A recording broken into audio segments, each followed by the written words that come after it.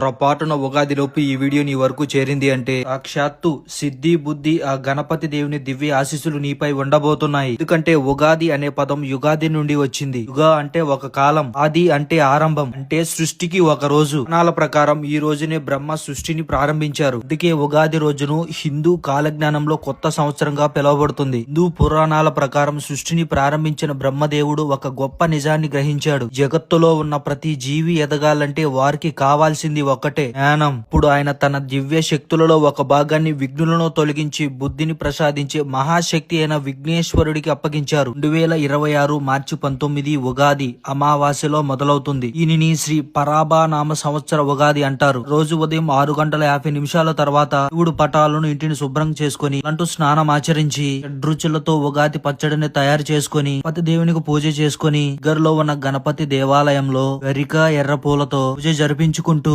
ఓం గం గణపతయ నమః అనే మంత్రాన్ని దైవభక్తితో స్మరించండి. ఇక నీ జీవితంలో సందేహం, భయం, అడ్డంకులన్నీ తొలగి విజయాలను ప్రసాదిస్తాడు గణపయ్య. మర్చిపోకుండా కామెంట్ బాక్స్ లో జై గణేష్ అని కామెంట్ చేయండి.